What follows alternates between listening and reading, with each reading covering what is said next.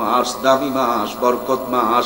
এই দামি আর মোবারক হওয়ার পিছনে মূল কারণ হলো রমজান মাসে কোরআনুল কারীম নাজিল করেছেন কে? প্রিয় ভাইয়ের, আল্লাহ তাআলা বলেন, ইয়া আইয়ুহাল্লাযীনা আমানু কুতিবা আলাইকুমুস সিয়াম কামা কুতিবা আলাল্লাযীনা মিন ক্বাবলিকুম লাআল্লাকুম তাত্তাকুন। আল্লাহু আকবার।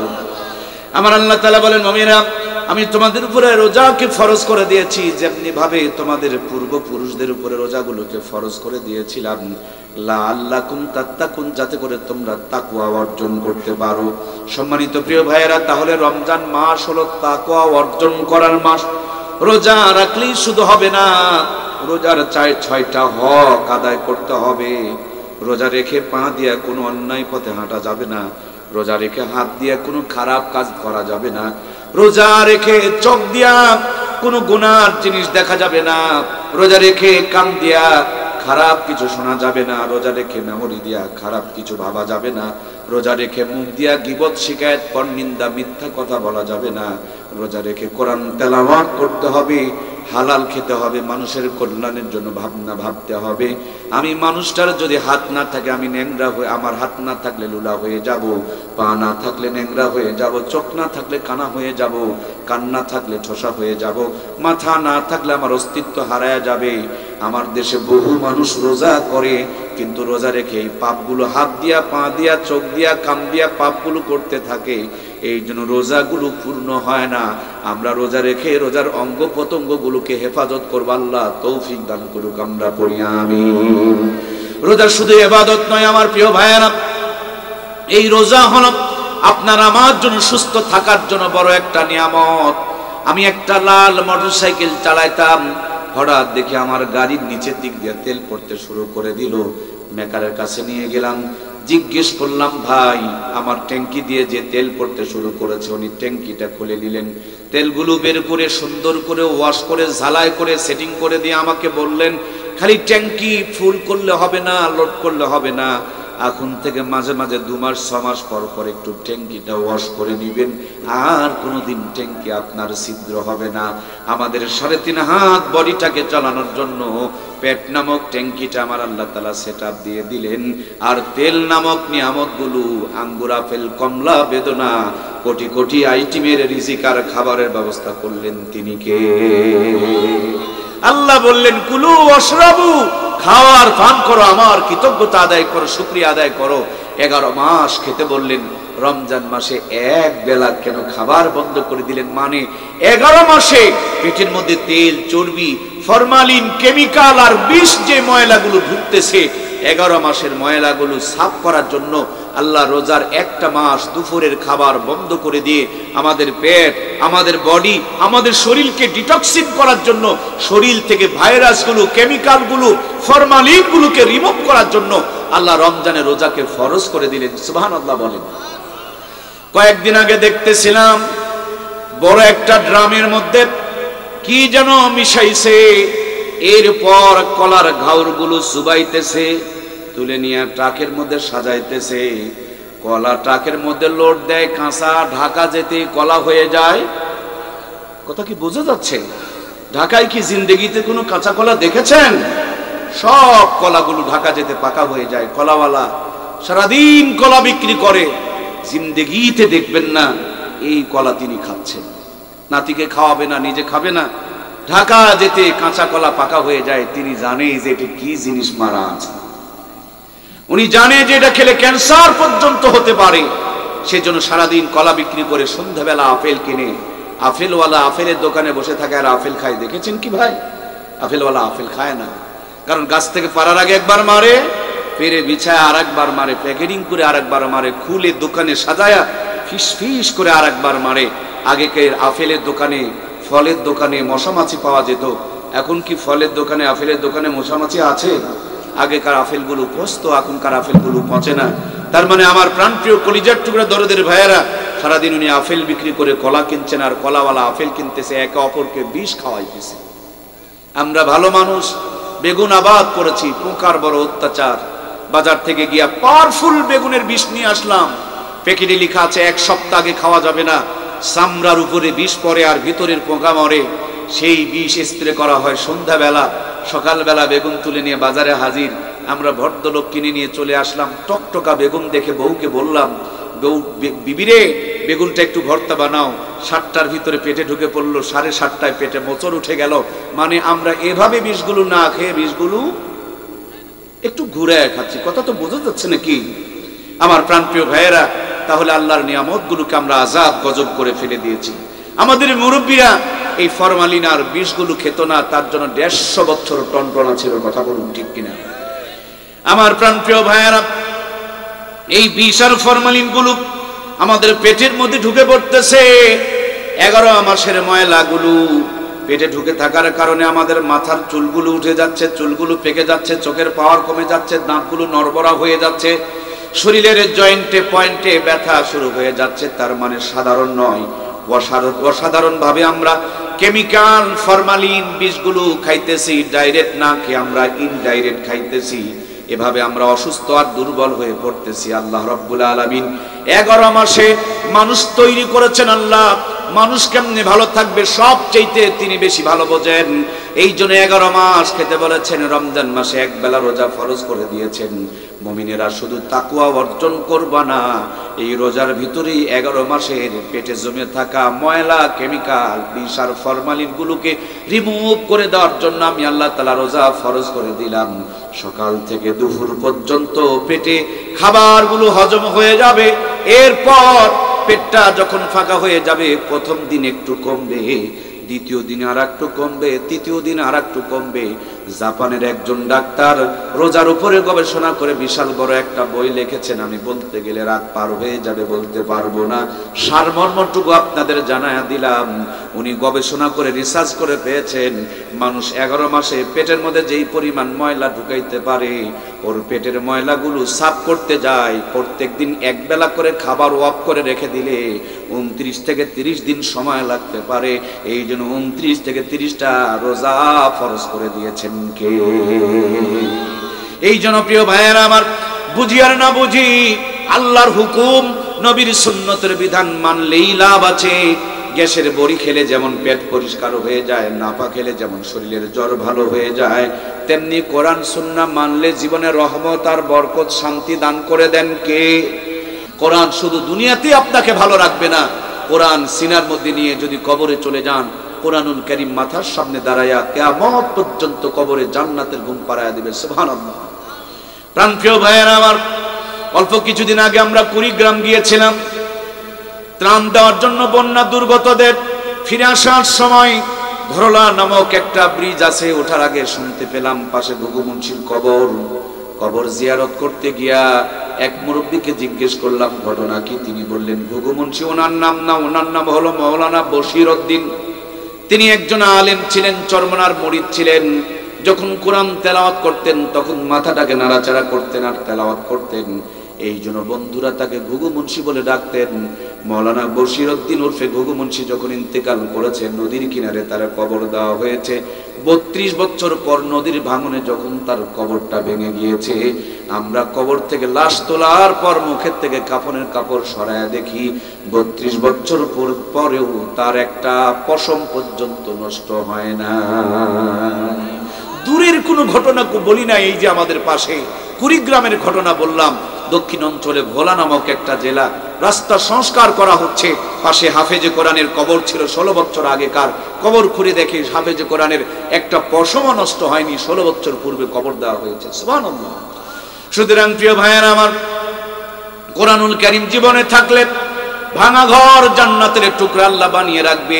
কবরে চলে গেলে কবরে কোরআনুল কারীম জান্নাতের ঘুম পাড়ায়া দিবে। এই দুনিয়াতে মানুষ হলো 3 প্রকার, নরমাল, ভিআইপি এবং ভিভিআইপি। নরমাল মানুষ ফুলবাড়িতে গিয়া বাসে চড়ে, আর ভিআইপি মানুষের বাড়ির সামনে প্রাইভেট কার দাঁড়িয়ে থাকে। ভিভিআইপি মানুষ যারা হয় তাদের বাড়ির সামনে হেলিপ্যাড থাকে, হেলিকপ্টার একবারে টান দিয়ে আকাশ দিয়ে উড়াইয়া গন্তব্যে পৌঁছায়া দেয়। তেমনি কিয়ামতের দিন 3 শ্রেণীর মানুষ হবে। কোরআনওয়ালারা হবে ভিভিআইপি মানুষ। কোরআনুল কারীম সিনার মধ্যে নিয়া একটা টান দিয়া তাদেরকে জান্নাতের গেট পর্যন্ত পৌঁছায় দিবে। জান্নাতের গেটে নামা মাত্র একজন ঘোষক ঘোষণা করে বলবে, ইকরা ওয়ারাতিল কামা কুনতা তুরাতিল ফিদ দুনিয়া। ও আল্লাহর জান্নাতের বান্দা বান্দি, যেইভাবে দুনিয়াতে কোরআনগুলো একটা একটা করে আয়াত পড়েছিলে, আজকে একটা করে আয়াত পড়ো আর এক এক তালা বিশিষ্ট জান্নাত অর্জন করো। সুতরাং প্রিয় ভাইয়েরা, সেই কোরআনের পক্ষে আমরা মানুষ হতে কি চাই? কারা কারা কোরআনের পক্ষে থাকতে চায়, কোরআনের সুপারিশ নিয়ে জান্নাতে যেতে চায়, বাকি জীবন কোরআনের পক্ষে থাকতে চায়? দুইটা হাত তুলে আমার আল্লাহকে দেখে লিল্লাহে তাকবীর। দুইখানে হাতই তুলেন তো প্রিয় ভাইয়েরা, এভাবে একটু নাড়া দেন। আল্লাহ তুমি আমাদের হাতগুলোকে কোরআনের পক্ষে কবুল করো, আমরা পড়ি আমিন। হাতগুলোকে আল্লাহ সাক্ষী বানায় নাও, নাজাতের জড়িয়ে বানিয়ে দাও। যতদিন বেঁচে আছি কোরআনের পক্ষে আমাদেরকে কবুল আর মঞ্জুর করে নাও, আমরা সবাই করি আমিন। শোনেন আমার প্রিয় ভাইয়েরা, 24 দেশ স্বাধীন করেছেন, মহা আনন্দে আছেন।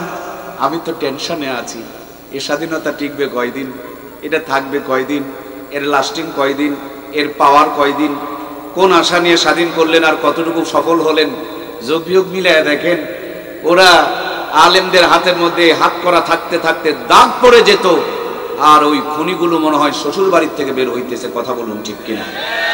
আমার প্রিয় ভাইয়েরা, আমি বড় টেনশনে, কারণ এর পূর্বেও বহু স্বাধীন হয়েছিলাম। এরশাদ চাচার স্বৈরাচারী, পাকিস্তানের হানাদারি আর ব্রিটিশের 200 বছরের গোলামি, স্বাধীন হই স্বাধীনতা হারিয়ে যায়। কারণ একটাই, এক চোর ক্ষমতার থেকে চলে যায়, বড় চোর ক্ষমতায় বসে যেই পরিমাণ অন্ধকারে ছিলাম তার চাইতে বড় অন্ধকার আমাদেরকে ডুবায় দেয়। কথা বলুন ঠিক কিনা? আগামী দিনে এদেশকে যদি আমরা স্বাধীনতার ধরে রাখতে চাই, শহীদদের রক্তের সাথে বেঈমানি করতে না চাই, সোনার বাংলাকে সোনাতে রূপান্তরিত করতে চাই, রাষ্ট্রপতির চেয়ার থেকে নিয়ে মেম্বারের চেয়ার পর্যন্ত কোরআন সুন্নাহর আদর্শের মানুষকে সেটআপ দিতে হবে, নইলে কিন্তু এই স্বাধীনতা টিকবে না। কথা বলুন ঠিক কিনা? বিশ্বাস না হয় নিয়ে আসুন কাগজ, বুকের তাজা রক্ত দিয়ে লিখে দিয়ে যাব, যেই পরিমাণ জুলুম এবং অন্ধকারে ছিলেন তার চাইতে বড় জুলুম অন্ধকার সামনে অপেক্ষা করছে। ঠিক কিনা? সুতরাং প্রিয় ভাইয়েরা, আগামী দিন এদেশ কোরআন দিয়ে চালাতে হবে, তাহলেই এদেশের সমস্ত জুলুম অন্ধকার বিদায় নিয়ে আলোকিত হয়ে সোনার বাংলাতে সোনার ফসল ফলবে।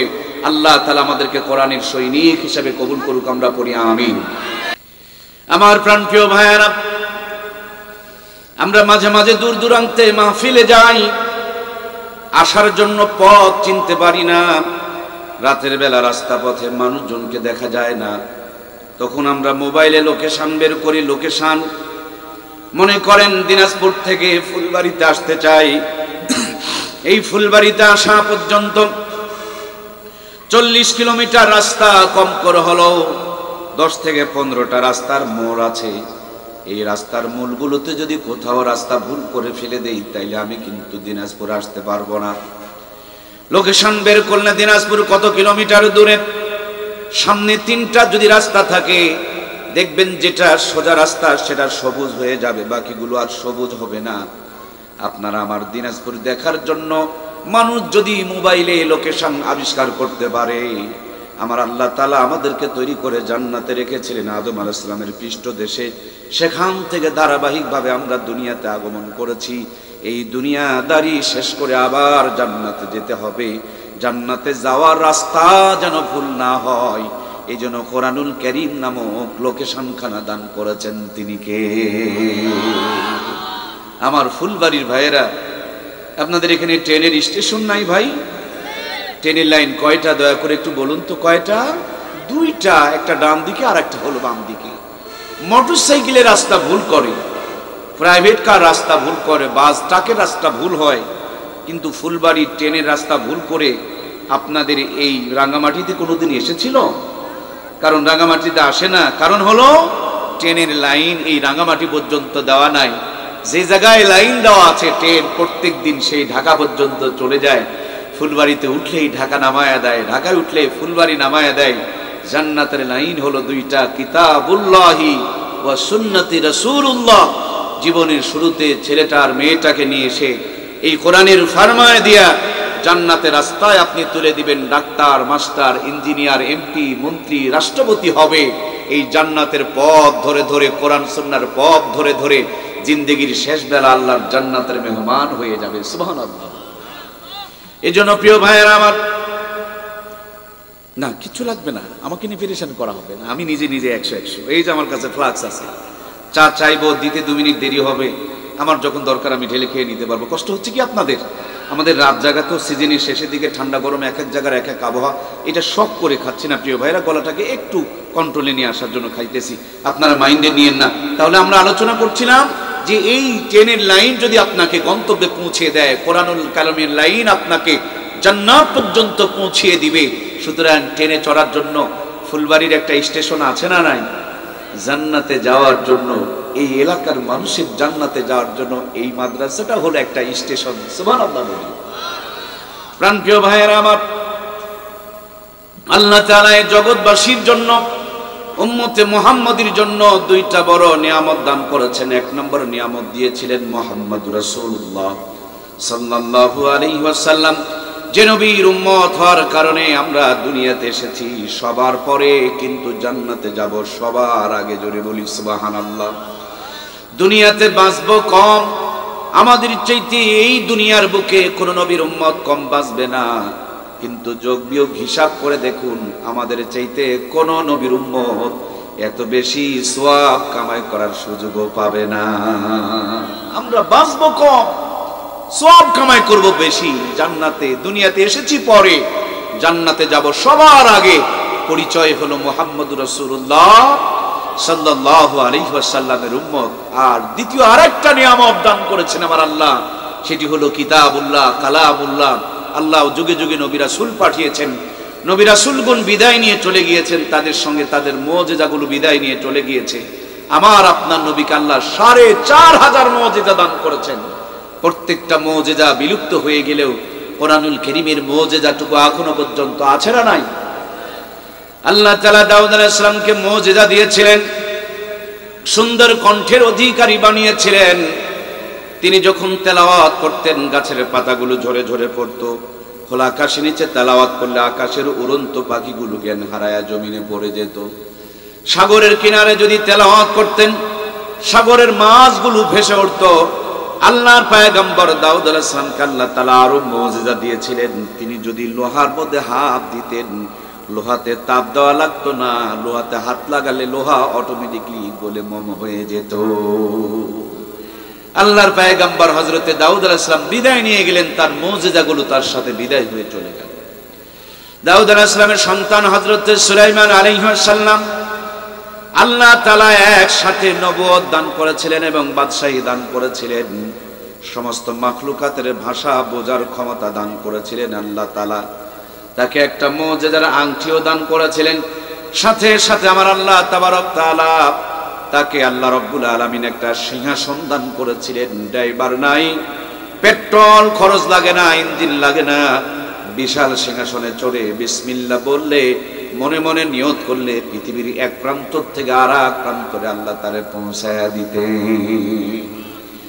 ভাইয়েরা আমার, সুলাইমান আলাইহিস সালাম বিদায় নিয়ে চলে গিয়েছে।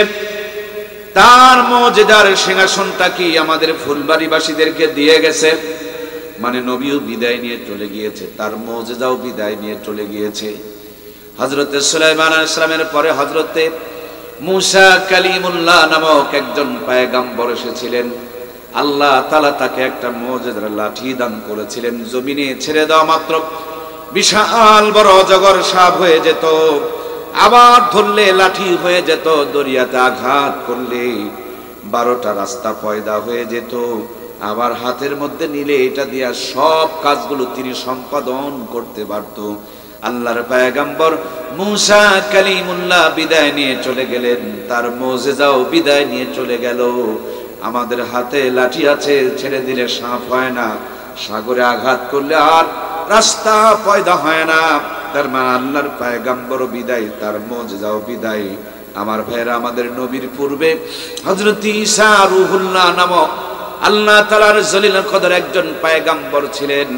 আল্লাহর পয়গম্বর হযরত ঈসা রূহুল্লাহ এই দুনিয়াতে আসার পর আল্লাহ তাআলা তার অনেকগুলো মুজিজা দান করেছিলেন। তিনি যদি অন্ধ লোকের চোখের উপরে হাত বোলায়া দিতেন, অন্ধ চক্ষুষ্মান হয়ে যেত। টাকওয়ালা মাথার মধ্যে যদি হাত বুলায়া দিতেন চুল গজায়া যেত, কুষ্ঠকাঠিন্য রোগীর উপরে যদি হাত বুলায়া দিতেন সাদাগুলো সঙ্গে সঙ্গে ভালো হয়ে যেত। মৃত মানুষের কবরের কিনারে আঙ্গুল দিয়ে ইশারা করে যদি বলতেন কুম্বি ইজিনিল্লাহ, মুহূর্তের মধ্যে মুর্দা মানুষটা কবর থেকে জিন্দা হয়ে দাঁড়িয়ে যেত। সুবহানাল্লাহ হয়নি? জোরে বলুন সুবহানাল্লাহ। আল্লাহর পয়গম্বর হযরত ঈসা রূহুল্লাহ বিদায় নিয়ে চলে গেল, তার মুজিজা বিদায় নিয়ে চলে গেল। নবীও বিদায়, নবীর মুজিজা বিদায়। আপনার আমার নবী বিদায় নিয়ে চলে গেল, নবীজির বড় মুজিজা কোরআনুল কারীম আছে না নাই? আজও এই কোরআনুল কারীম কি মনে প্রাণে বিশ্বাস করে পানির মধ্যে ফু দিবেন, পানির মধ্যে আল্লাহ তাআলা আগুন ধরায়া দিবেন। সুবহানাল্লাহ বলেন। প্রিয় ভাইয়েরা আমার, এটি এমন একটি কিতাব আরশ আজিমে ছিল, তার মর্যাদা বেড়েছে, ফেরেশতা নিয়ে এসেছেন, ফেরেশতার সর্দার হয়ে গিয়েছে, পাথরের পাহাড়ে নাজিল হয়েছে, পাথরের পাহাড়টাকে আল্লাহ তাআলা আলোর পাহাড় জাবালে নূর বানিয়ে দিয়েছে। এই কোরআনুল কারীম সামনের যে রমজান মাস, রমজান মাসে নাজিল হয়েছে, 11 মাসের মধ্যে সেরা হয়ে গিয়েছে এই কোরআনুল কারীম। একটি মোবারক রাত্রে নাজিল হয়েছে, লাইলাতুল কদরি খায়রুম মিন আলফি শাহর। একটা রাতে নাজিল হওয়ার কারণে এক রাতের মর্যাদা 83 বছর 4 মাসের চাইতে বেশি দামি বানিয়েছেন কে? এই কোরআনুল কারীম আজ পর্যন্ত পৃথিবীতে যারা সিনায় ধারণ করেছে, আপনি জানেন আর না জানেন, মানেন আর না মানেন, বোঝেন আর না বোঝেন, কোরআন যাদের সিনায় আছে আল্লাহর জমিনে তারা সবচেয়ে বেশি সুখে আছে। আলেমদের চাইতে, হাফেজদের চাইতে আসমানের নিচে জমিনের উপরে কেউ সুখে নাই। যদি বিশ্বাস না করেন, চ্যালেঞ্জ আপনাদের সামনে, পুরা দিনাজপুর জেলার যত বড় বড় সুদখোর, ঘুষখোর, জুয়াচোর, বাটপার, চিটার, মদখোর, তাসখোর, গাঁজাখোর, ফেন্সিখোর, এক কথায় যত বড় বড় হারামখোর আছে সবগুলোকে দাওয়াত দিয়া লম্বা করে ডান পাশে বসায়া দেন। ইমাম, মুয়াজ্জিম, মুফতি, মুহাদ্দিস, মুফাসসির এদেরকে দাওয়াত দিয়া বাম পাশে বসায়া দেন। আলু ঘাটি দিয়ে খাবার দিয়ে দেখেন হারামখোরেরা হাফ প্লেট নিয়ে নাড়াচাড়া করবে, ইমাম মুয়াজ্জিমের দল চোখের পলকে 3 প্লেট মারবে। যারা যারা কথা বললেন না, বেশি করে বিড়ি টানছেন, তাই নাকি? কি সাদাকে সাদা বলতে, কালোকে কালো বলতে কোনো প্রবলেম আছে? ইমাম মুয়াজ্জিম হুজুরদের সমপরিমাণ সুদখোর, ঘুষখোরদের খাওয়ার ক্ষমতা আছে। খাওয়ার পর যদি বলে হুজুর আম্মা তো পায়েস বানাইছে আবার হাফ কেজি, সুবহানাল্লাহ কয় না গো? বৈকাল বেলা ফুলবাড়ি শহরে নিয়া পোড়া মুরগি আর তন্দুর রুটি আবার 4 পিস, সুবহানাল্লাহ কয় না গো? এশার নামাজ পড়ে আউ করে একটা ঢিকুস তুলে আলহামদুলিল্লাহ বলছে, পুরা পেট ফাঁকা। বাড়িতে গিয়া দেখে বিবি নতুন আলুর ভর্তা আর গরম ভাত, স্বামী স্ত্রী এক প্লেটে বসছে, বিবি স্বামীর মুখে তুলে দেয়, স্বামী বিবির মুখে তুলে দেয়, চোখের পলকে 3 পোয়া। সুবহানাল্লাহ কয় না রে? হারামখোর হাফ প্লেট নিয়ে নাড়াচাড়া করে, যদিও খায় পেটে মোচড় শুরু হয়ে যায়, ডাক্তারের কাছে দৌড়ায়, র্যাব আর সার্জেল খুঁজে বেড়ায়। কথা বলেন ঠিক কিনা? আমার প্রিয় ভাইয়েরা, এজন্য দিন শেষে মূল কথা, কোরআনওয়ালারাই সেরা, কোরআনওয়ালারাই দামি, কোরআনওয়ালারাই শ্রেষ্ঠ। আসমানের নিচে জমিনের উপরে কোরআন যাদের সিনায় থাকবে, সে ভাঙা ঘরে থাক আর কুঁড়া ঘরে থাক আর বেড়া ঘরে থাক, ওখানে রহমত আর বরকত নাজিল করবেন কে? এই জন্য প্রাণপ্রিয় ভাইয়ারা আমার, আমি আমার লাইফে কোনোদিন স্কুলের বিরুদ্ধে বক্তৃতা করি না, কলেজের বিরুদ্ধে বক্তৃতা করি না, ভার্সিটির বিরুদ্ধে বক্তৃতা করি না। কারণ সবাই যদি হুজুর হয়ে যায় তাহলে ডাক্তার, ইঞ্জিনিয়ার, মাস্টার হবে কে? আমার দেশ সুন্দর করে চালানোর জন্য যেমনি ইমাম লাগবে, তেমনি মুয়াজ্জিম লাগবে, তেমনি আলেম লাগবে, ডাক্তার, মাস্টার, ইঞ্জিনিয়ার লাগবে। কিন্তু আমার পরিষ্কার কথা, আগে ডাক্তার নয়, আগে মাস্টার নয়, আগে ইঞ্জিনিয়ার নয়, সবগুলোকে কোরআনের ফার্মায় ঢুকায়া আগে ইমানদার বানাইতে হয়। ইমানদার বানিয়ে নেওয়ার পর ডাক্তার বানাও, মাস্টার বানাও, ইঞ্জিনিয়ার বানাও, এমপি বানাও, মন্ত্রী বানাও, রাষ্ট্রপতি বানাও, ইসলামের বিপক্ষে যাবে না। কোরআনুল কারীমকে ভাওতাবাজি বলতে পারবে? কোরআন যদি সিনায় থাকতো, ওই বেয়াদবগুলোর মুখ থেকে কোরআনুল কারীমকে ভাওতাবাজি বলতে তারা পারত? আমার প্রাণপ্রিয় ভাইয়েরা, মূল কথা হলো এই যেই মাটির উপরে বসে আছেন এই মাটিগুলো রাস্তার হয়ে যাবে, পানিতে দিলেই কাদা হয়ে যাবে, কিন্তু এই মাটিকে সুন্দর করে খামিরা বানায়া ইটের একটা ফার্মার মধ্যে ঢুকায়া রোদের মধ্যে কয়েকটা দিন শুকায়া লিমিটেড টেম্পারেচার মেনটেন করে যখন তাপ দিবেন, আগে ছিল মাটি, ইটের ভাটার থেকে বের করার পর হয়ে যাবে খাঁটি।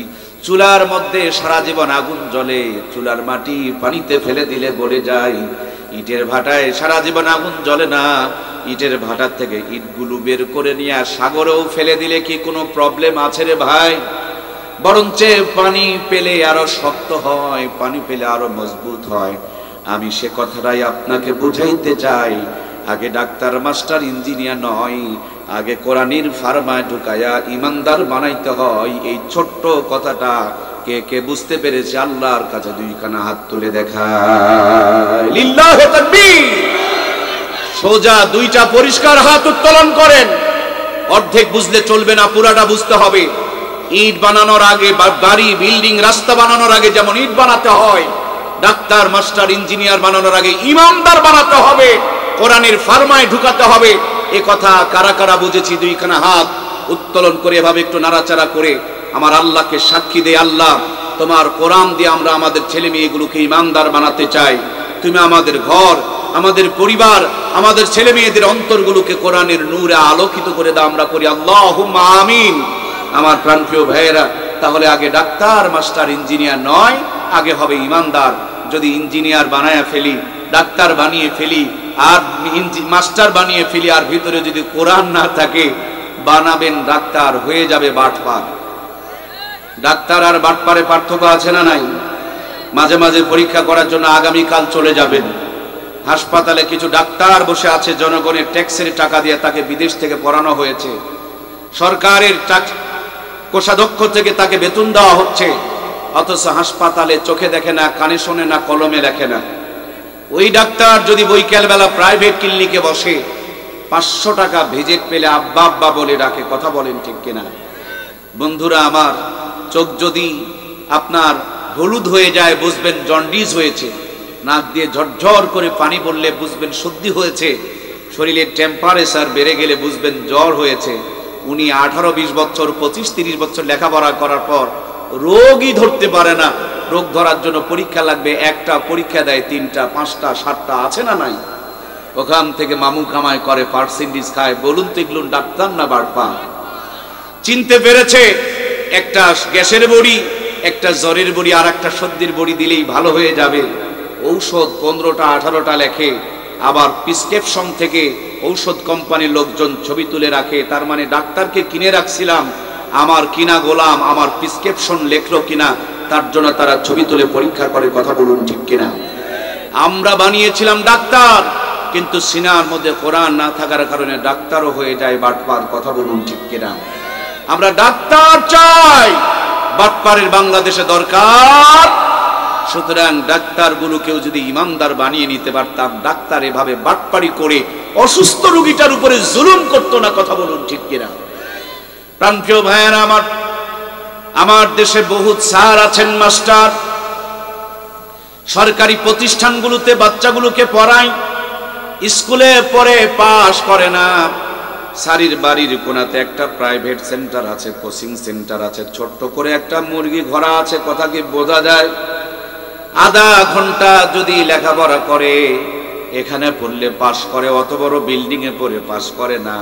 তার মানে স্যারের মাথায় মাল আছে, সরকার পরীক্ষা করে তাকে চাকরি দিয়েছে। স্যার আমার কোচিং বাণিজ্যের জন্য আসল মাল সাপ্লাই করে, স্কুল কলেজে গিয়া অরিজিনাল মালগুলো সাপ্লাই করে না।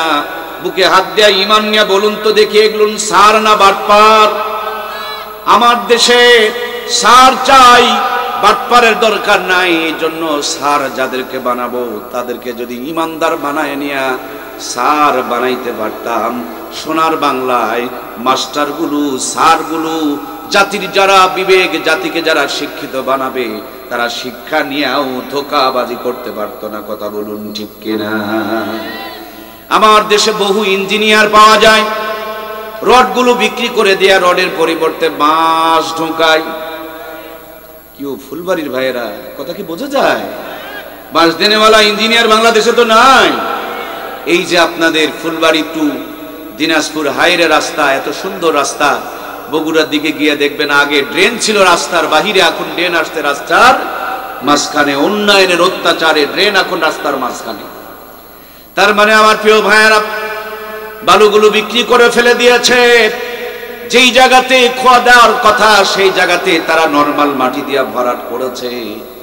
আর যদি আমার দেশের ইঞ্জিনিয়ার গুলোকে ইঞ্জিনিয়ার বানানোর আগে ইমানদার বানানো যেত, ইমানদার গুলোকে যদি ইঞ্জিনিয়ার বানাতে হতো, ইমানদার ইঞ্জিনিয়ার রড বিক্রি করে দিয়া বাঁশ ঢুকাইতো না, সোনার বাংলার এভাবে সর্বনাশ হইতো না। কথা বলুন ঠিক কিনা? আমার দেশের দুর্নীতি বন্ধ করার জন্য দুর্নীতি দমন কমিশন তৈরি করা হয়েছে। খেয়াল করে দেখবেন প্রিয় ভাইয়েরা, বাংলাদেশে সবচেয়ে বেশি যারা দুর্নীতি করেছে এরা হলো দুর্নীতি দমন কমিশন। এরা টাকা খেয়েছে আর নিজের লোকজনগুলোকে দুর্নীতি করার জন্য সুযোগ করে দিয়েছে। দেশের টাকাগুলো বিদেশে পাচার করার সুযোগ করে দিয়েছে। আর যারা টাকা পয়সা দেয় নাই তাদের উপরে জুলুম অত্যাচার নির্যাতন করেছে। দুর্নীতি দমন কমিশন দিয়া কাজ হয় নাই। কিন্তু সবার কলিজায় যদি কোরআনুল কারীমটা ঢুকিয়ে দেওয়া যেত, সোনার বাংলায় দুর্নীতি খুঁজেই পাওয়া যেত না। কথা বলুন ঠিক কিনা? এই জন্য প্রাণপ্রিয় ভাইয়েরা আমার, আজকের আলোচনা থেকে মূল মেসেজ আমি আপনাদেরকে দিতে চাই। আমার দরদের ভাইয়েরা, আপনারা যদি বলেন মুর্শেদুল আলম মুর্তজা ভাই এদের সুন্দর সুন্দর কথাগুলো বলছেন, এ কথাগুলো কোথা থেকে শিখেছেন, কোথা থেকে পেয়েছেন? আমি বলবো আমার প্রাণপ্রিয় ওস্তাদ আহমদ শফি সাহেব হযরতের কাছে হাটাজারিতে গিয়া অর্জন করেছি। আমার হযরতকে যদি বলেন আপনি কোথায় পড়েছেন, তিনি বলবেন দেওবন্দে পেয়েছি। দেওবনওয়ালাকে যদি বলেন আপনারা কোথায় পেয়েছেন, তিনারা বলবেন মদিনা বিশ্ববিদ্যালয়ে পেয়েছি। তাদেরকে যদি বলেন কই পেলেন, তারা বলবেন সাহাবায়ে কেরাম রাদিয়াল্লাহু তাআলা আনহুর কাছে পেয়েছি। তাদেরকে যদি বলেন আপনারা কোথায় পেলেন, তিনারা বলবেন মুহাম্মাদুর রাসূলুল্লাহ সাল্লাল্লাহু আলাইহি ওয়াসাল্লামের কাছে পেয়েছি। আমার নবীকে যদি বলেন নবী গো এই কোরআনুল কারীমটা আপনি কোথা থেকে পেলেন? আল্লাহর হাবিব বলেন দুনিয়াতে এসে 40 বছর পর্যন্ত দুনিয়ার মানুষের শান্তি মুক্তি কল্যাণের জন্য নানান প্ল্যান পরিকল্পনার পদক্ষেপ গ্রহণ করলাম। মক্কার জমিনে যখন পূর্ণ শান্তি প্রতিষ্ঠিত করতে পারলাম না, জাবালে নূরে হেরা গুহার ভিতরে বসে বসে ধ্যান করছিলাম, গবেষণা করছিলাম আর রিসার্চ করছিলাম। আমি ছিলাম মুহাম্মাদুর রাসূলুল্লাহ। সকলে একটু জবান খুলে বলুন না সাল্লাল্লাহু আলাইহি ওয়াসাল্লাম। আর আমার আল্লাহ তাআলা আমার কাছে দান করলেন কিতাবুল্লাহ, মুহাম্মাদুর রাসূলুল্লাহর কিতাবুল্লাহ। মক্কার জমিনে কালো পাথরের পাহাড়ে যখন লেগে গেল, নেগেটিভ আর পজিটিভের আলোটা লাগা, দুইটা লাইন লাগার কারণে বাল্বটা যেমন আলোকিত হয়ে গেছে, যেই পাহাড়ে কিতাবুল্লাহ আর মুহাম্মাদুর রাসূলুল্লাহর সংযোগ লেগেছে, ওই কালো পাথরের পাহাড়টাকে আল্লাহ তাআলা আলোর পাহাড় জাবালে নূর বানিয়ে দিয়েছে। আমার প্রাণপ্রিয় ভাইয়েরা, পবিত্র কোরআনুল কারীমের মধ্যে আমার আল্লাহ তাআলা কি সুন্দর করে বলেন, রব্বানা আতিনা ফিদ দুনিয়া হাসানাতাও ওয়া ফিল আখিরাতি হাসানাতাও ওয়া কিনা আযাবান নার। আল্লাহু আকবার। আল্লাহ বলেন ও আমার গোলামেরা, আমার কাছে যখন চাইবা দুইটাই চাইবা, একটা চাইলে হবে না। হে আমার রব, আমাকে দুনিয়া এবং আখিরাতের উত্তমটা দান করো এবং জাহান্নামের আযাব থেকে মুক্তি দাও। খালি বলা যাবে না আল্লাহ খালি দুনিয়া দাও, এটাও বলা যাবে না খালি আখিরাত দাও। কারণ আল্লাহ চাইতে বলেছেন কয়টা? জবান খুলে একটু আমার সাথে আওয়াজ দেন, আল্লাহ চাইতে বলেছেন কয়টা? আমার দেশে দার্শনিক একজন আলেম ছিলেন, নাম তার হাফিজি হুজুর। তিনি বটগাছ নিয়ে নির্বাচন করেছিলেন। কওমিওয়ালাদের কাছে খুব জনপ্রিয় একজন ইসলামিক দার্শনিক, ইসলামিক স্কলার, আল্লামা আমার ভাইরা হাফিজ হুজুর। তিনি বলেছেন ধর্মহীন কর্মশিক্ষা আর কর্মহীন ধর্মশিক্ষা, কথা দুইটা একটু সহজ করে বুঝবেন, অনেক উপকার হবে। আমার কথা বলছি না, আমি হাফিজ হুজুরের কথাটা আপনাদেরকে শোনায়া দিতেছি। তিনি বলেন ধর্মহীন কর্মশিক্ষা আর কর্মহীন ধর্মশিক্ষা দুটাই হলো জাতির জন্য অভিশাপ। তার মানে আপনার যদি দুইটা ছেলে হয়, একটা ছেলেকে দুনিয়াদার বানালেন, গোসলের ফরজ জানে না। আর এক ছেলেকে এমন ভাবে মাদ্রাসায় পড়ানো করালেন যে ছেলেটা পেটের ভাত বের করতে পারে না, মাঝে মাঝে মানুষের কাছে সহযোগিতা চাইতে হয়। হাফিজ হুজুরের কথা ছিল যে শিক্ষার মধ্যে ধর্ম নাই, খালি কর্ম আছে, মানে এমপি মন্ত্রী ডিসি কিন্তু গোসলের ফরজ। আবার কোন শিক্ষা আছে খালি ইমামতি আর মুয়াজ্জিমি কিন্তু ভালো করে বউ বাচ্চার চাহিদা পূরণ করার মতন কামাই রোজগার করতে পারে। এই দুই শিক্ষার কথাই তিনি বলেছেন ধর্মহীন কর্ম শিক্ষা, ধর্ম নাই কর্মওয়ালা শিক্ষা নিয়ে ব্যস্ত, মানে দুনিয়া নিয়ে ব্যস্ত। আবার কর্মহীন ধর্ম শিক্ষা, কাজ কাম জানে না, খালি ধর্ম শিক্ষা নিয়ে ব্যস্ত, ধর্ম শিক্ষা নিয়ে ব্যস্ত। তিনি বলেছেন দুটাই হলো জাতির জন্য অভিশাপ। বর্তমানে বাংলাদেশে এই দুই শিক্ষা ব্যবস্থা বেশি জোরদার হয়ে গিয়েছে। একদল দুনিয়া নিয়ে ব্যস্ত, আর একদল আখিরাত নিয়ে ব্যস্ত। কিন্তু প্রত্যেকটা ছেলে মেয়ের জীবনে দুনিয়া আখিরাত দুটাই দিতে বলেছেন কে? এখানে দেখেন আলোগুলো জ্বলছে, বাল্বগুলো জ্বলতেছে। ভাইয়েরা আমার দুইটা লাইন আছে, কয়টা দয়া করে একটু বলুন না। একটা লাল তার, আর একটা, একটু আমাকে হেল্প করুন প্লিজ, একটু অনুরোধ করছি। একটা লাল তার, আর একটা, আমার ভাইয়েরা আমি এইটাতে লাল তার লাগাইলাম আর এইটাতে কালো তার লাগাইলাম, খুব আলো জ্বলবে। কথা কি বোঝা যাচ্ছে? খুব আলো জ্বলবে। তাহলে একটাতে দুই তার দেওয়া লাগবে। ও আমার ভাইয়েরা, এক বাল্বে দুই তার দেওয়া লাগবে। ছেলে মেয়ে ভাই বোন যা বলেন, একটার ভিতরেই দুনিয়া আখিরাত দুই গানি দেওয়া লাগবে। ছেলে আপনার দুইটা, একটারে দুনিয়াদার বানালেন, গোসলের ফরজ জানে না, আর একটাকে এমন পড়ালেন পেটের ভাত বের করতে পারে না। আপনি দুটাকেই জাহান্নামের খড়ি বানালেন। এই জামানায় আপনারা বুঝবেন টাকা পয়সা হলো জাহান্নাম থেকে বাঁচার জন্য ঢাল স্বরূপ। আপনার যদি দুনিয়ার দরকার না থাকে, ফুলবাড়িতে কেন গো, সুন্দরবনে চলে যান। কথা কি বোঝা যাচ্ছে না? দুনিয়ার দরকার নাই, ফুলবাড়ি নাই ভাই, সুন্দরবনে যাও। যদি দুনিয়ার ফুলবাড়িতে থাকতে হয়, দুনিয়া আখিরাত দুটাই লাগবে। আপনাকে আমাকে আপনার রব সৃষ্টি করেছেন, তিনি বলেছেন আমার কাছে চাইবা যখন দুনিয়া এবং আখিরাতের দুইটাই চাও। আর আমরা ছেলে একটাকে দিয়ে দেই মাদ্রাসায়, আর একটা দিয়ে দেই জেনারেলে, দুইটাকে দুই লাইনে বাড়ায় দেই। একজন দুনিয়া নিয়ে ব্যস্ত, আর একজন আখিরাত নিয়ে ব্যস্ত। আখিরাতওয়ালা অভাবের কারণে তার ঈমান নষ্ট হয়ে যায়, আর দুনিয়াওয়ালা দুনিয়া কামাই করতে করতে আখিরাতের সাথে কোনো সম্পর্কই নাই। এই জন্য প্রত্যেকটা ছেলে মেয়ে দুনিয়া আখিরাত দুটাই দিতে হবে। কথা বলুন ঠিক কিনা? নেগেটিভ আর পজিটিভ দুইটা তার ছাড়া আলো যেমন জ্বলে না, দুনিয়া আখিরাত দুটা না থাকলে ঈমানকে রক্ষা করা যাবে। এই জন্য আমার আল্লাহ তাআলা বলেন রব্বানা আতিনা ফিদ দুনিয়া হাসানাতাও ওয়া ফিল আখিরাতি হাসানাতাও ওয়া কিনা আযাবান নার। আল্লাহু আকবার।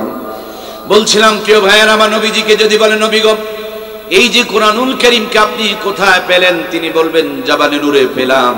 কার মাধ্যমে পেলেন? আল্লাহর হাবিব বলবেন আমি জিবরাইল আমিনের মাধ্যমে পেলাম। জিবরাইল আমিনকে যদি বলেন আপনি কোথায় পেলেন? জিবরাইল আমিন বলবেন আমি আরশ আজিমে পেয়েছি।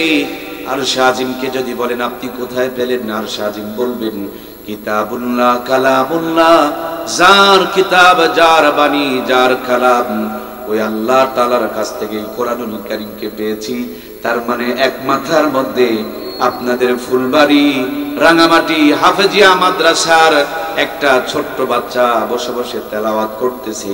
এক মাথার মধ্যে আপনার বাচ্চা, আর একটা মাথা মদিনা, এই আরেকটা মাথা ফুলবাড়ি থেকে দিনাজপুর দিয়া, জামিল মাদ্রাসা দিয়া, হাটহাজারী মাদ্রাসা দিয়া, দারুল উলুম দেওবন্দ দিয়া, মদিনার বিশ্ববিদ্যালয় দিয়া, জাবালে নূর দিয়া, আর সাজিব দিয়া, আমার আল্লাহ তাআলার কুদরত পর্যন্ত ঠেকে গিয়েছে। জোরে বলুন সুবহানাল্লাহ। ফুলবাড়ির ভাইয়েরা, আপনারা ট্রেন দেখেন নাই? ট্রেন দেখেন নাই? ইঞ্জিনটা সামনে, বগিগুলো পিছনে, পিছনের যে কোনো একটা বগিতে চললে ভিতর দিয়ে ইঞ্জিনের কাজ পর্যন্ত যেমন যাওয়া যায়, এই মাদ্রাসা, এই মসজিদ, এই দ্বীনি মারকাজ হলো মদিনা থেকে আসা একটা লাইন। এখানে সম্পৃক্ত হলে এর ভিতর দিয়া আল্লাহর জান্নাত পর্যন্ত যাওয়া যায়, আল্লাহর কুদরত পর্যন্ত পৌঁছা যায়। সুবহানাল্লাহ বলেন। বন্ধুরা আমার, এক্ষুনি আপনি স্টেশনে গিয়ে দেখবেন ট্রেন দাঁড়িয়ে আছে, নীল সাগর যেটা সবগুলো বগি এক মতন, আবার দ্রুত যান যেটা সেটারও বগিগুলো এক মতন। এক একটা ট্রেনের যতগুলো স্টাফ আছে প্রত্যেকের পোশাকগুলো এক মতন। সেম কায়দা, এটা হলো জান্নাতের গাড়ি। এই গাড়িটা আপনাকে আমাকে জান্নাত পর্যন্ত নিয়ে চলে যাবে। এজন্য নবীজি যেমন ছিলেন, সাহাবায়ে কেরাম তেমন ছিলেন, আজকের উলামা হযরত ঠিকই তেমনি রয়েছেন। মাদ্রাসার ছাত্রগুলো, ইমামগুলো, মুয়াজ্জিনগুলো তারা একই মতন। তার মানে নবীজির সুরতের সাথে, নবীজির চলাফেরার সাথে, নবীজির পোশাকের সাথে তাদের পোশাকের মিল রয়েছে। এই গাড়িটা জান্নাতের গাড়ি। এই গাড়ি আপনারে আমারে জান্নাত পর্যন্ত পৌঁছায় দিবে। এক্ষুনি ঢাকা মোড়ে গিয়ে দেখবেন ঢাকাগামী গাড়িগুলো দাঁড়িয়ে আছে। কাউন্টারে যদি টিকিট ফাঁকা থাকে, গেটের মধ্যে দাঁড়ায়া বলবে ঢাকা ঢাকা ঢাকা। আপনি যদি বলেন ওরে বোকা, এ তো ফুলবাড়ি রে ভাই, ঢাকা ঢাকা করো কেন? সে বলবে মোহতারাম, 700 টাকায় টিকিট কেটে একটু সিটের মধ্যে বসে পড়েন আর চাদরটা গায়ে দিয়ে চোখটা বন্ধ করেন। সকাল যখন হবে চোখটা মিললেই দেখবেন আপনি আর ফুলবাড়ি নেই। এই গাড়ি আপনারে ঢাকা পৌঁছিয়ে দিয়েছে। আপনি গাড়িতে উঠে 700 টাকা দেওয়া মাত্র আপনাকে কাগজের মধ্যে লিখে দিবে, সুন্দর করে লিখে দিবে ফুলবাড়ি টু ঢাকা। তার মানে এই গাড়িটা আপনারে ঢাকা পৌঁছিয়ে দেয়। সেম কায়দায় সন্দেহহীন ভাবে আমি আপনাকে বলছি, এটা হলো জান্নাতের গাড়ি।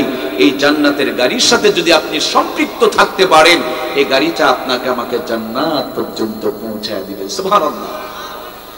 আমার দুনিয়ার কলিজার টুকরা প্রিয় ভাইয়েরা, এই দুনিয়াতে শিক্ষা দুই প্রকার। এক প্রকার শিক্ষা হলো জান্নাতের লাইনওয়ালা শিক্ষা, আর এক প্রকার শিক্ষা হলো দুনিয়াদারদের শিক্ষা, দুনিয়াওয়ালাদের শিক্ষা। দুনিয়াওয়ালাদের শিক্ষার লাইনের শেষ মাথায় যিনি ডিগ্রি অর্জন করেছেন তিনি হলেন MBBS, FCPS অথবা FRCS। অনেক বড় ডিগ্রি অর্জন করেছেন। ওই বড় ডিগ্রি অর্জনকারীর বড় ক্লাস আগে আবিষ্কার হয় নাই, আগে ছোট ক্লাস আবিষ্কার হয়েছে। ছোট ক্লাসে লেখাপড়া করে গবেষণা করে বড় বানাইছে, তারপরে বড় বানাইছে নাকি? এভাবে বানায় নাই ভাই।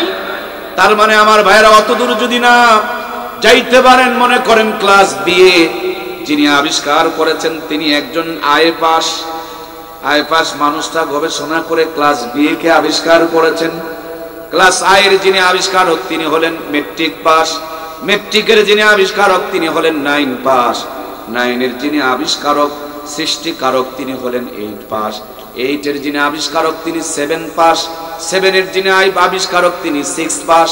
6 এর যিনি আবিষ্কারক তিনি 5 পাস। 5 এর যিনি শুরুতে আছেন তিনি হলেন 4। 4 এর যিনি আগে আছেন তিনি হলেন 3। 3 এর যিনি আবিষ্কারক তিনি হলেন 2। 2 এর যিনি আবিষ্কারক তিনি হলেন 1। 1 এর যিনি আবিষ্কারক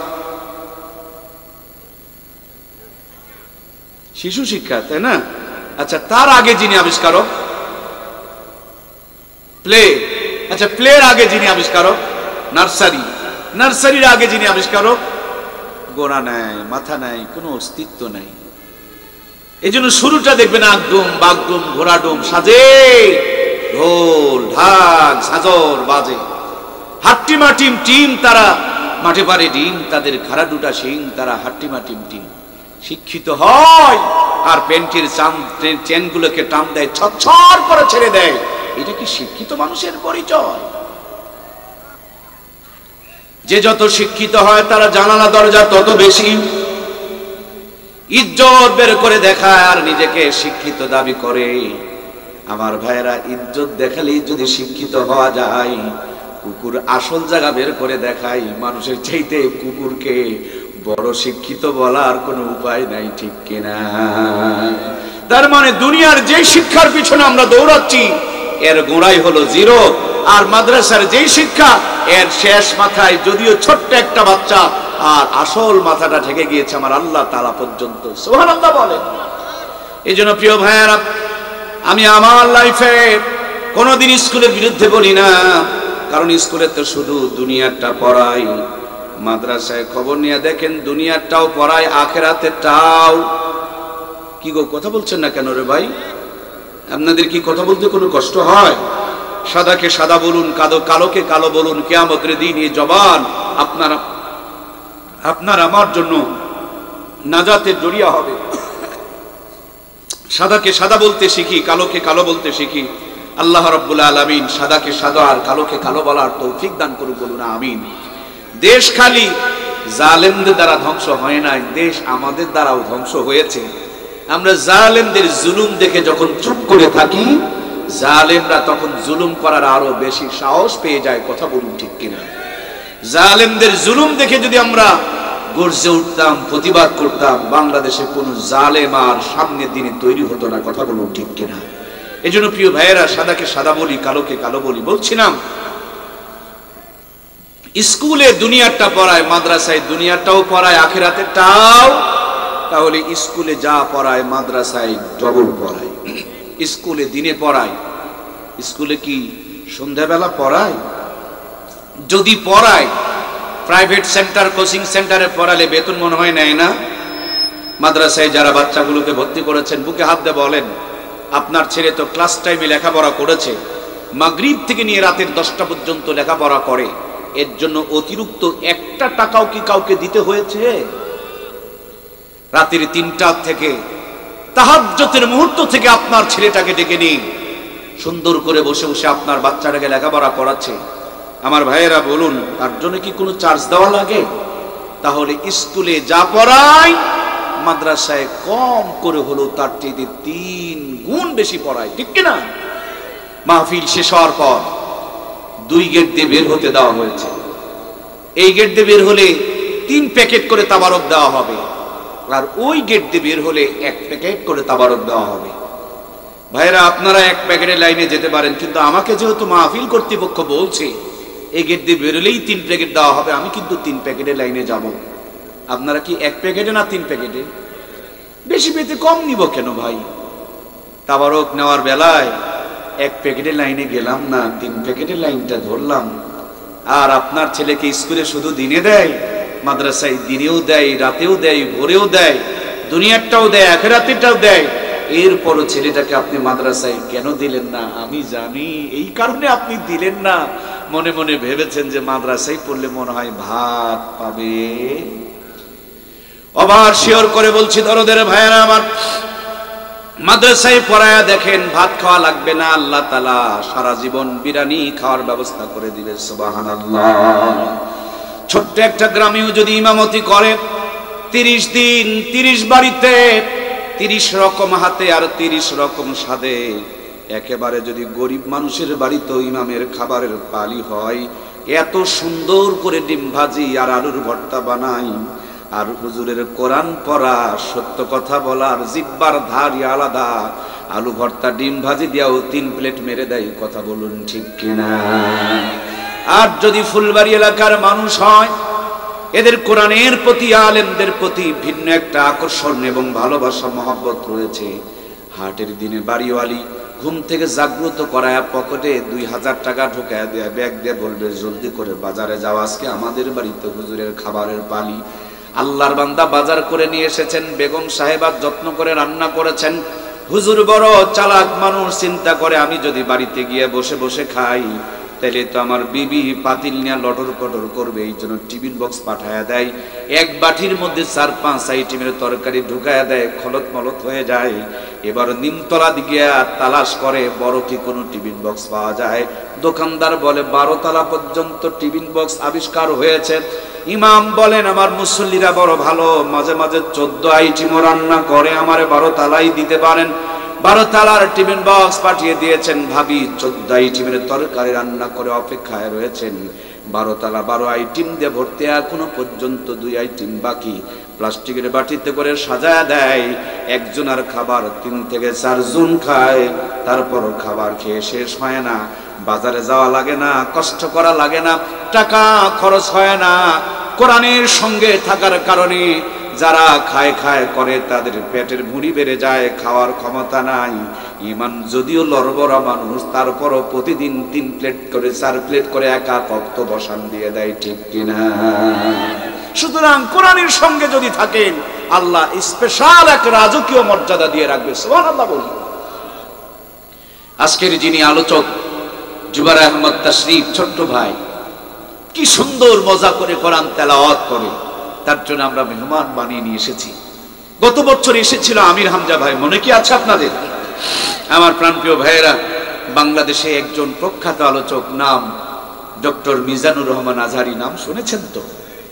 আর আমার দেশের আর একজন মজলুম আলেম শাইখুল হাদিস ইবনে শাইখুল হাদিস আল্লামা মামুনুল হক, নাম শোনেন নাই?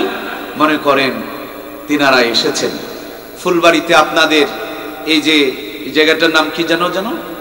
রাঙ্গামাটিতে একটা চার দোকানে চা খেতে বসেছেন। এখন দোকানদার যদি মুসলমান হয় আর চেহারা দেখে যদি চিনে ফেলে দেয় মিজানুর রহমান আজহারি, মামুনুল হক, আমির হামজা, রফিকুল ইসলাম মাদানিরা চা খেতে বসেছে, ভাইয়েরা আমার বলুন তো, দোকানদার তো চা খাওয়ার পর বিল নেবে? কথা বললেন না যে? দোকানটা যদি আপনার হতো, চা খাওয়ার পর কি বিলটা নিতে পারতেন? উল্টা হাতের মধ্যে 5,000 টাকা ঢুকায়া দিয়া কোলাকুলি করে হাতে চুমু দিয়ে বলতেন, হুজুর আমার 14 গোষ্ঠীর কপাল, আমার দোকানে মিজানুর রহমান আজহারি, মামুনুল হক এসেছে, আমার তকদির খুলে গিয়েছে, নিজেকে নাতির জামানা পর্যন্ত গল্প করবে। আমার একটা চার দোকান ছিল, সেখানে আজহারি সাহেব চা খেয়ে গিয়েছে, মামুনুল হক চা খেয়ে গিয়েছে, রফিকুল ইসলাম মাদানি চা খেয়ে গিয়েছে, নাতির জামানা পর্যন্ত গল্প করবে। তার মানে উনি ডিসি, এমপি, মন্ত্রী, রাষ্ট্রপতি নয়, শুধু কোরআনের সাথে একটু সম্পর্ক ভালো থাকার কারণে মৃত্যুর আগ পর্যন্ত এই সম্মান মর্যাদাকে বাড়িয়ে দিয়েছেন কে? আমি আমার নিজের চোখে দেখেছি। আমার প্রাণপ্রিয় ওস্তাদ আহমদ শফি সাহেব যখন ক্লাসে যেতেন, 2-3 দিন হুজুরের জুতা সোজা করে দেওয়ার জন্য আগে ভাগে গিয়ে দাঁড়ালাম। কাছে যেয়ে দেখি আমার আগে কেউ যেন জুতা বগলের মধ্যে নিয়ে অপেক্ষায় রয়েছে।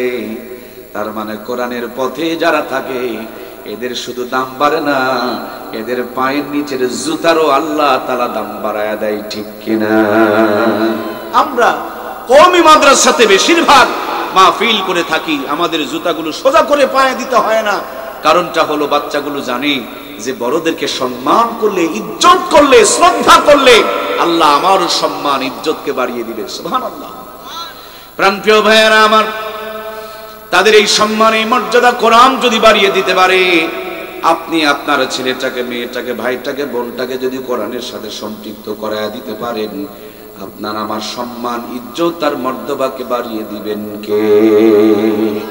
আমার দরদের ভাইয়েরা, সামনের যে মাস রমজান মাস চলে এসেছে, রোজার জন্য প্রস্তুতি নিতে হবে। আল্লাহর হাবিব 2 মাস আগে থেকে দোয়া করতেন, আল্লাহুম্মা বারিক লানা ফি রজব শাবান ওয়া বাল্লিগনা রমাদান। হে আল্লাহ, আমাকে রজব শাবান মাসের বরকত দাও আর আমার হায়াতকে রমজান পর্যন্ত লম্বা করে দাও। কারণ মাস দামি মাস, বরকত মাস। এই দামি আর মোবারক হওয়ার পিছনে মূল কারণ হলো রমজান মাসে কোরআনুল কারীম নাজিল করেছেন কে? প্রিয় ভাইয়ের, আল্লাহ তাআলা বলেন, ইয়া আইয়ুহাল্লাযীনা আমানু কুতিবা আলাইকুমুস সিয়াম কামা কুতিবা আলাল্লাযীনা মিন ক্বাবলিকুম লাআল্লাকুম তাত্তাকুন। আল্লাহু আকবার। আমার আল্লাহ তাআলা বলেন, মুমিনরা, আমি তোমাদের উপরে রোজাকে ফরজ করে দিয়েছি যেমনি ভাবে তোমাদের পূর্বপুরুষদের উপরে রোজাগুলোকে ফরজ করে দিয়েছিলাম, লাআল্লাকুম তাত্তাকুন, যাতে করে তোমরা তাকওয়া অর্জন করতে পারো। সম্মানিত প্রিয় ভাইয়েরা, তাহলে রমজান মাস হলো তাকওয়া অর্জন করার মাস। রোজা রাখলেই শুধু হবে না, রোজার 6টা হক আদায় করতে হবে। রোজা রেখে পা দিয়ে কোনো অন্যায় পথে হাঁটা যাবে না, রোজা রেখে হাত দিয়ে কোনো খারাপ কাজ করা যাবে না, রোজা রেখে চোখ দিয়া কোনো গুনার জিনিস দেখা যাবে না, রোজা রেখে কান দিয়া খারাপ কিছু শোনা যাবে না, রোজা রেখে মেমোরি দিয়া খারাপ কিছু ভাবা যাবে না, রোজা রেখে মুখ দিয়া গীবত, শিকায়েত, পরনিন্দা, মিথ্যা কথা বলা যাবে না। রোজা রেখে কোরআন তেলাওয়াত করতে হবে, হালাল খেতে হবে, মানুষের কল্যাণের জন্য ভাবনা ভাবতে হবে। আমি মানুষটার যদি হাত না থাকে আমি ন্যাংরা হয়ে, আমার হাত না থাকলে লুলা হয়ে যাব, পা না থাকলে ন্যাংরা হয়ে যাব, চোখ না থাকলে কানা হয়ে যাব, কান না থাকলে ঠোসা হয়ে যাব, মাথা না থাকলে আমার অস্তিত্ব হারায় যাবে। আমার দেশে বহু মানুষ রোজা করে কিন্তু রোজা রেখে এই পাপগুলো হাত দিয়া, পা দিয়া, চোখ দিয়া, কান দিয়া পাপগুলো করতে থাকে। এই জন্য রোজাগুলো পূর্ণ হয় না। আমরা রোজা রেখে রোজার অঙ্গ প্রত্যঙ্গগুলোকে হেফাজত করব, আল্লাহ তৌফিক দান করুক। আমরা পড়ি আমিন। রোজা শুধু ইবাদত নয় আমার প্রিয় ভাইয়েরা, এই রোজা হলো আপনার আমার জন্য সুস্থ থাকার জন্য বড় একটা নিয়ামত। আমি একটা লাল মোটরসাইকেল চালাইতাম, হঠাৎ দেখি আমার গাড়ির নিচের দিক দিয়ে তেল পড়তে শুরু করে দিল। মেকারের কাছে নিয়ে গেলাম, জিজ্ঞেস করলাম, ভাই আমার ট্যাঙ্কি দিয়ে যে তেল পড়তে শুরু করেছে। উনি ট্যাঙ্কিটা খুলে নিলেন, তেলগুলো বের করে সুন্দর করে ওয়াশ করে ঝালাই করে সেটিং করে দিয়ে আমাকে বললেন, খালি ট্যাঙ্কি ফুল করলে হবে না, লোড করলে হবে না, এখন থেকে মাঝে মাঝে 2 মাস 6 মাস পর পর একটু ট্যাঙ্কিটা ওয়াশ করে নেবেন, আর কোনোদিন ট্যাঙ্কি আপনার ছিদ্র হবে না। আমাদের 3.5 হাত বডিটাকে চালানোর জন্য পেট নামক ট্যাঙ্কিটা আমার আল্লাহ তাআলা সেটআপ দিয়ে দিলেন। আর তেল নামক নিয়ামতগুলো আঙ্গুর, আপেল, কমলা, বেদনা, কোটি কোটি আইটেমের রিজিক আর খাবারের ব্যবস্থা করলেন তিনি কে? আল্লাহ বললেন, কুলু ওয়াশরাবু, খাওয়ার পান করো, আমার কৃতজ্ঞতা আদায় করো, শুকরিয়া আদায় করো। 11 মাস খেতে বললেন, রমজান মাসে এক বেলা কেন খাবার বন্ধ করে দিলেন? মানে 11 মাসে পেটের মধ্যে তেল, চর্বি, ফরমালিন, কেমিক্যাল আর বিষ যে ময়লাগুলো ঢুকতেছে, 11 মাসের ময়লাগুলো সাফ করার জন্য আল্লাহ রোজার একটা মাস দুপুরের খাবার বন্ধ করে দিয়ে আমাদের পেট, আমাদের বডি, আমাদের শরীরকে ডিটক্সিন করার জন্য, শরীর থেকে ভাইরাসগুলো, কেমিক্যালগুলো, ফরমালিনগুলোকে রিমুভ করার জন্য আল্লাহ রমজানের রোজাকে ফরজ করে দিলেন। সুবহানাল্লাহ বলেন। কয়েকদিন আগে দেখতেছিলাম বড় একটা ড্রামের মধ্যে কি যেন মিশাইছে, এরপর কলার ঘাউরগুলো চুবাইতেছে, তুলে নিয়ে ট্রাকের মধ্যে সাজাইতেছে। কলা ট্রাকের মধ্যে লোড দেয়, কাঁচা ঢাকা যেতে কলা হয়ে যায়। কথা কি বোঝা যাচ্ছে? ঢাকায় কি জিন্দেগিতে কোনো কাঁচা কলা দেখেছেন? সব কলাগুলো ঢাকা যেতে পাকা হয়ে যায়। কলাওয়ালা সারাদিন কলা বিক্রি করে, জিন্দেগিতে দেখবেন না এই কলা তিনি খাচ্ছেন। নাতিকে খাওয়াবে না, নিজে খাবে না, ঢাকা যেতে কাঁচা কলা পাকা হয়ে যায়। তিনি জানে যে এটা কি জিনিস মারা আছে, উনি জানে যে এটা খেলে ক্যান্সার পর্যন্ত হতে পারে। সেজন্য সারাদিন কলা বিক্রি করে সন্ধ্যাবেলা আপেল কিনে, আপেলওয়ালা আপেলের দোকানে বসে থাকে আর আপেল খায়। দেখেছেন কি ভাই? আপেলওয়ালা আপেল খায় না, কারণ গাছ থেকে পাড়ার আগে একবার মারে, পেরে বিছায় আর একবার মারে, প্যাকেটিং করে আর একবার মারে, খুলে দোকানে সাজায়া ফিস ফিস করে আর একবার মারে। আগেকার আপেলের দোকানে, ফলের দোকানে মশামাছি পাওয়া যেত, এখন কি ফলের দোকানে, আপেলের দোকানে মশামাছি আছে? আগেকার আপেলগুলো পচত, এখনকার আপেলগুলো পচে না। তার মানে আমার প্রাণপ্রিয় কলিজার টুকরা দরদের ভাইয়েরা, সারাদিন উনি আপেল বিক্রি করে কলা কিনছেন, আর কলাওয়ালা আপেল কিনতেছে, একে অপরকে বিষ খাওয়াইতেছে। আমরা ভালো মানুষ, বেগুন আবাদ করেছি, পোকার বড় অত্যাচার। বাজার থেকে গিয়া পাওয়ারফুল বেগুনের বিষ নিয়ে আসলাম, প্যাকেটে লেখা আছে 1 সপ্তাহ আগে খাওয়া যাবে না, চামড়ার উপরে বিষ পড়ে আর ভিতরের পোকা মরে। সেই বিষ স্প্রে করা হয় সন্ধ্যাবেলা। সকালবেলা বেগুন তুলে নিয়ে বাজারে হাজির, আমরা ভদ্রলোক কিনে নিয়ে চলে আসলাম। টকটকা বেগুন দেখে বউকে বললাম, বউ বিবিরে বেগুনটা একটু ভর্তা বানাও। 7টার ভিতরে পেটে ঢুকে পড়লো, 7:30টায় পেটে মোচড় উঠে গেল। মানে আমরা এভাবে বিষগুলো না খেয়ে বিষগুলো একটু ঘুরে খাচ্ছি। কথা তো বোঝা যাচ্ছে নাকি আমার প্রাণপ্রিয় ভাইয়েরা? তাহলে আল্লাহর নিয়ামতগুলোকে আমরা আযাব গজব করে ফেলে দিয়েছি। আমাদের মুরব্বীরা এই ফরমালিন আর বিষগুলো খেত না, তার জন্য 150 বছর টনটনা ছিল। কথা বলুন ঠিক কিনা? আমার প্রাণপ্রিয় ভাইয়েরা, এই বিষ আর ফরমালিনগুলো আমাদের পেটের মধ্যে ঢুকে পড়তেছে। 11 মাসের ময়লাগুলো পেটে ঢুকে থাকার কারণে আমাদের মাথার চুলগুলো উঠে যাচ্ছে, চুলগুলো পেকে যাচ্ছে, চোখের পাওয়ার কমে যাচ্ছে, দাঁতগুলো নড়বড়া হয়ে যাচ্ছে, শরীরের জয়েন্টে পয়েন্টে ব্যথা শুরু হয়ে যাচ্ছে। তার মানে সাধারণ নয়, অসাধারণ ভাবে আমরা কেমিক্যাল ফরমালিন বিষগুলো খাইতেছি। ডাইরেক্ট না খেয়ে আমরা ইনডাইরেক্ট খাইতেছি। এভাবে আমরা অসুস্থ আর দুর্বল হয়ে পড়তেছি। আল্লাহ রাব্বুল আলামিন 11 মাসে মানুষ তৈরি করেছেন। আল্লাহ মানুষ কেমনে ভালো থাকবে সবচেয়ে তিনি বেশি ভালো বোঝেন। এই জন্য 11 মাস খেতে বলেছেন। রমজান মাসে এক বেলা রোজা ফরজ করে দিয়েছেন। মুমিনেরা শুধু তাকওয়া অর্জন করবা না, এই রোজার ভিতরেই 11 মাসের পেটে জমে থাকা ময়লা, কেমিক্যাল, বিষ আর ফরমালিন গুলোকে রিমুভ করে দেওয়ার জন্য আমি আল্লাহ তাআলা রোজা ফরজ করে দিলাম। সকাল থেকে দুপুর পর্যন্ত পেটে খাবারগুলো হজম হয়ে যাবে। এরপর পেটটা যখন ফাঁকা হয়ে যাবে, প্রথম দিন একটু কমবে, দ্বিতীয় দিনে আর একটু কমবে, তৃতীয় দিন আর একটু কমবে। জাপানের একজন ডাক্তার রোজার উপরে গবেষণা করে বিশাল বড় একটা বই লিখেছেন। আমি বলতে গেলে রাত পার হয়ে যাবে, বলতে পারবো না। সারমর্মটুকু আপনাদের জানায়া দিলাম।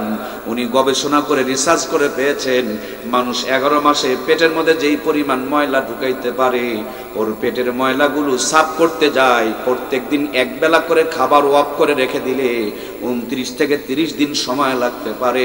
এই জন্য 29 থেকে 30টা রোজা ফরজ করে দিয়েছেন কে? এই জন্য প্রিয় ভাইয়েরা আমার, বুঝি আর না বুঝি আল্লাহর হুকুম নবীর সুন্নতের বিধান মানলেই লাভ আছে। গ্যাসের বড়ি খেলে যেমন পেট পরিষ্কার হয়ে যায়, নাপা খেলে যেমন শরীরের জ্বর ভালো হয়ে যায়, তেমনি কোরআন সুন্নাহ মানলে জীবনে রহমত আর বরকত শান্তি দান করে দেন কে? আমার প্রাণপ্রিয় ভাইয়েরা, সারমর্ম মূল মেসেজ ছিল এই কোরআনুল কারীম যেখানে যেভাবে যার সাথে লেগেছে প্রত্যেকটা জিনিসের সম্মান বেড়ে গিয়েছে। এই কোরআনের সাথে আমাদের জীবনকে সম্পৃক্ত করতে হবে। আদায় শুরু করেন, এই 2-1 মিনিটের মধ্যে অত অধৈর্য হওয়া যাবে ভাই? জায়গা মতন তো ব্রেক দিতে হবে না, কি বলেন? আমি তো কথাগুলো বলছি, আমাকে তো সিগন্যাল দিয়ে গিয়েছেন আপনারা। আলহামদুলিল্লাহ সুম্মা আলহামদুলিল্লাহ। আল্লাহ তাবারক তাআলা আমাদেরকে কোরআনের সাথে সম্পৃক্ত হওয়ার তৌফিক দান করুন, বলুন আমিন। কোরআন শুধু দুনিয়াতে আপনাকে ভালো রাখবে না, কোরআন সিনার মধ্যে নিয়ে যদি কবরে চলে যান, কোরআনুল কারীম মাথার সামনে দাঁড়ায়া কিয়ামত পর্যন্ত কবরে জান্নাতের ঘুম পাড়ায়া দিবে। সুবহানাল্লাহ। প্রাণপ্রিয় ভাইয়েরা আমার, অল্প কিছুদিন আগে আমরা কুড়িগ্রাম গিয়েছিলাম ত্রাণ দেওয়ার জন্য বন্যা দুর্গতদের। ফিরে আসার সময় ধরলা নামক একটা ব্রিজ আছে, ওঠার আগে শুনতে পেলাম পাশে ঘুঘু মুন্সির কবর জিয়ারত করতে গিয়া এক মুরব্বীকে জিজ্ঞেস করলাম ঘটনা কি। তিনি বললেন ঘুঘু মুন্সি ওনার নাম না, ওনার নাম হলো মাওলানা বশির উদ্দিন। তিনি একজন আলেম ছিলেন, চরমনার মুরিদ ছিলেন। যখন কোরআন তেলাওয়াত করতেন তখন মাথাটাকে নাড়াচাড়া করতেন আর তেলাওয়াত করতেন। এই জন্য বন্ধুরা তাকে ঘুঘু মুন্সি বলে ডাকতেন। মাওলানা বশির উদ্দিন উর্ফে ঘুঘু মুন্সি যখন ইন্তেকাল করেছে, নদীর কিনারে তার কবর দেওয়া হয়েছে। 32 বছর পর নদীর ভাঙনে যখন তার কবরটা ভেঙে গিয়েছে, আমরা কবর থেকে লাশ তোলার পর মুখের থেকে কাফনের কাপড় সরায়া দেখি 32 বছর পরেও তার একটা পশম পর্যন্ত নষ্ট হয় না। দূরের কোনো ঘটনা বলি না, এই যে আমাদের পাশে কুড়িগ্রামের ঘটনা বললাম। দক্ষিণ অঞ্চলে ভোলা নামক একটা জেলা, রাস্তা সংস্কার করা হচ্ছে, পাশে হাফেজে কোরআনের কবর ছিল 16 বছর আগেকার। কবর খুঁড়ে দেখে হাফেজে কোরআনের একটা পশমও নষ্ট হয়নি, 16 বছর পূর্বে কবর দেওয়া হয়েছে। সুবহানাল্লাহ। সুতরাং প্রিয় ভাইয়েরা আমার, কোরআনুল কারীম জীবনে থাকলে ভাঙা ঘর জান্নাতের টুকরা আল্লাহ বানিয়ে রাখবে। কবরে চলে গেলে কবরে কোরআনুল কারীম জান্নাতের ঘুম পাড়ায়া দিবে। এই দুনিয়াতে মানুষ হলো 3 প্রকার, নরমাল, ভিআইপি এবং ভিভিআইপি। নরমাল মানুষ ফুলবাড়িতে গিয়া বাসে চড়ে, আর ভিআইপি মানুষের বাড়ির সামনে প্রাইভেট কার দাঁড়িয়ে থাকে। ভিভিআইপি মানুষ যারা হয় তাদের বাড়ির সামনে হেলিপ্যাড থাকে, হেলিকপ্টার একবারে টান দিয়ে আকাশ দিয়ে উড়াইয়া গন্তব্যে পৌঁছায়া দেয়। তেমনি কিয়ামতের দিন 3 শ্রেণীর মানুষ হবে। কোরআনওয়ালারা হবে ভিভিআইপি মানুষ। কোরআনুল কারীম সিনার মধ্যে নিয়া একটা টান দিয়া তাদেরকে জান্নাতের গেট পর্যন্ত পৌঁছায় দিবে। জান্নাতের গেটে নামা মাত্র একজন ঘোষক ঘোষণা করে বলবে, ইকরা ওয়ারাতিল কামা কুনতা তুরাতিল ফিদ দুনিয়া। ও আল্লাহর জান্নাতের বান্দাবান্দি, যেইভাবে দুনিয়াতে কোরআনগুলো একটা একটা করে আয়াত পড়েছিলে, আজকে একটা করে আয়াত পড়ো আর এক এক তালা বিশিষ্ট জান্নাত অর্জন করো। সুতরাং প্রিয় ভাইয়েরা, সেই কোরআনের পক্ষে আমরা মানুষ হতে কি চাই? কারা কারা কোরআনের পক্ষে থাকতে চায়, কোরআনের সুপারিশ নিয়ে জান্নাতে যেতে চায়, বাকি জীবন কোরআনের পক্ষে থাকতে চায়? 2টা হাত তুলে আমার আল্লাহকে দেখে লিল্লাহে তাকবীর।